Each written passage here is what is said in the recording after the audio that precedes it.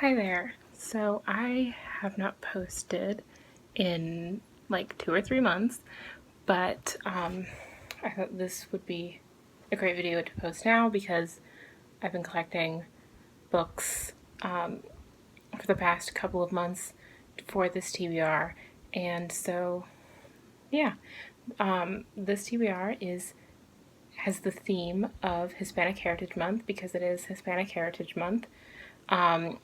So just a little background if you don't know what Hispanic Heritage Month is.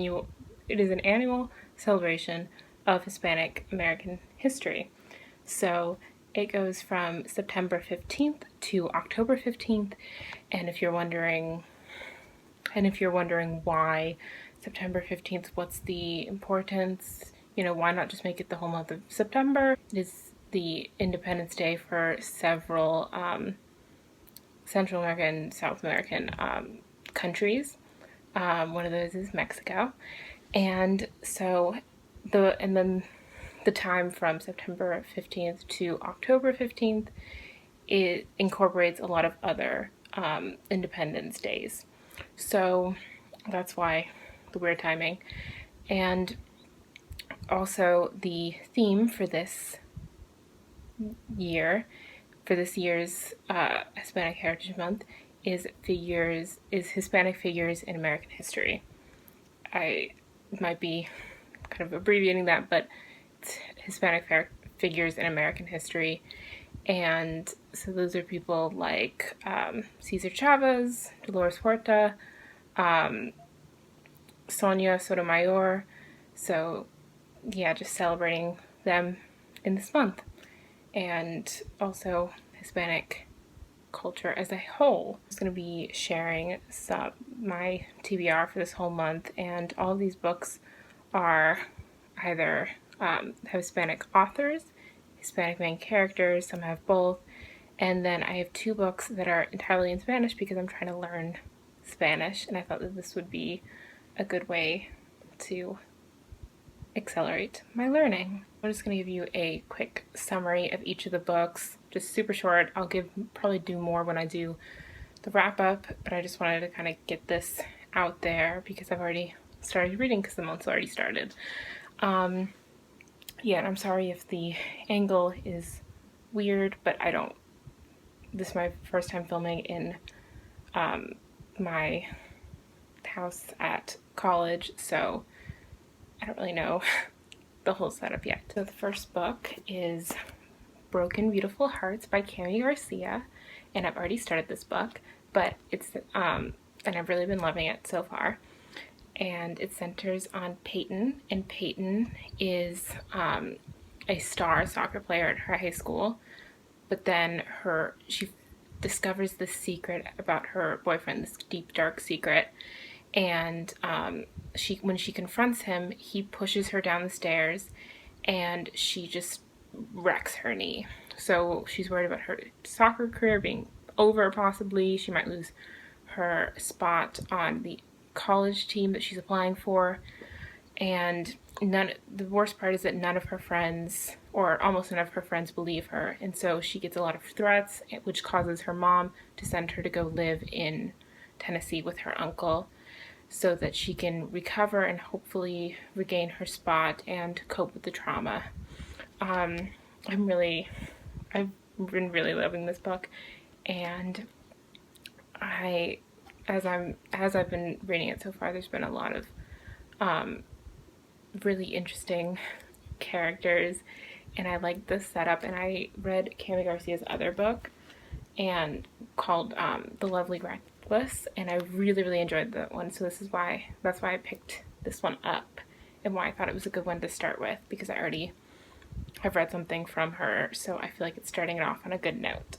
So the next one I have is The House on Mango Street by Sandra Cisneros. I really hope I'm saying that right. But yeah, so this one is a coming-of-age story about a young Latina girl growing up in Chicago. That's what it says on the back of the book. Yeah, so it's a great coming-of-age story, and I've heard lots of good things about this. I know that it's considered a classic by a lot of people, so I'm really excited to dive into it. And it's also really short, so that'll be helpful for me. This next one I have is I Am Not Your Perfect Mexican Daughter. I'm Not Your Perfect Mexican Daughter by Erica Sanchez. And so this is about a girl named Julia who, she's not the perfect Mexican daughter because she moved away from home and went to college, and you're not supposed to move out of the house, but her sister Olga sort of became the perfect daughter. But then her sister dies, and so Julia is really hurt from this and also facing a lot of backlash from her family because they've sort of turned all of their attention to her and all the ways that she's failed them. And so she's coping with her sister's death, but also with her family's new pressures on her. And she's also kind of goes on this journey to discover that maybe her sister wasn't as perfect as she seemed. So I picked this one up because I thought it was a really interesting premise. I really like reading about good sisterly relationships in books, and I also like family secrets in books because I feel like that's always something that kind of, from the beginning, you're kind of hooked in as to what these secrets are.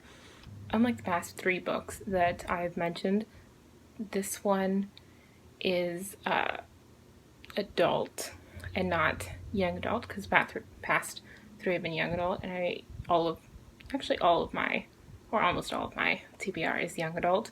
But it's The 7 Husbands of Evelyn and Hugo by Taylor Jenkins Reid.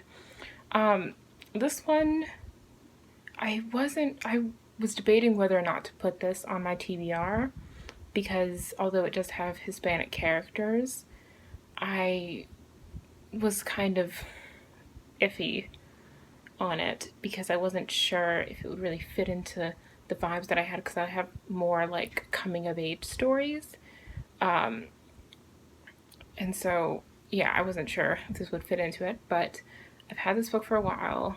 I know that like it gets rave reviews, so I thought this would be a great excuse to read it and see what all the hype is about, and also kind of branch out from my pre-existing TBR list for the month and kind of try something a bit different. So yeah, this is, I don't know if people really need a summary about this because it's very well known, but if you don't know what it's about, it is about Evelyn and Hugo, who is this old sort of Hollywood starlet, and she commissions this new journalist, Monique, to write her autobiography. And it's just about like her life and the 7 husbands that she had. Yeah, so it seems very interesting, so I'm excited. So this next one I have has been on my TBR for many years, longer than any of these other books, and that is The Memory of Light by Francisco Stork. When I was in high school, the author came to my school and gave everyone a copy of his book. I think he also signed it. Yes. Also signed it. It's about this girl named Vicky. And so Vicky, essentially the story begins and she has just attempted suicide, but she's not dead, she's still alive, and she goes to this hospital to kind of recover and to deal with her suicide attempt. And she meets this bunch of other really interesting characters, and so I'm very excited for this because I feel like a lot of times you get the kind of before the suicide attempt and not a lot of the after, and this whole book is just after, and so like the whole healing process. I'm excited to read this. I've been putting it off for long enough, so yeah. This next one is also a bit different from the other ones. It's The Poet X by Elizabeth Acevedo. I've heard a lot of great things about it. And so it's about this girl who is, so our main character is really into poetry, and that's kind of how she expresses herself because she feels very restricted because she can't say what she wants to say because her mother is very strict. And so then she joins this slam poetry group, and she kind of has to learn how to find her voice and express what she's really thinking and all these poems inside her head and that she's been writing down. Like, it's mostly told in like poetry, which I absolutely love. I love things that are not told in like the standard narrative. I think that's really interesting. I like kind of mixed media elements, and when they have little like poems like dispersed in there, and just books that are told by poetry. So I thought that was really interesting and a bit different from the books that I picked out for this month. So these next ones are the books that I have in Spanish, and I'm going to explain why I got each of them. So The Fault in Our Stars by John Green, which in Spanish is Bajo la misma estrella. And I have In the Time of Butterflies by Julia Alvarez, which in Spanish is En el tiempo de las mariposas. So like I said, I've been trying to learn Spanish, and so the reasons why I chose these two books. So this one I feel like is going to be the easiest for me because it's my favorite book, and I've read it so many times that I feel like I have like kind of large passages of it in English memorized. So I feel like it'll be easier for me to comprehend when I'm reading.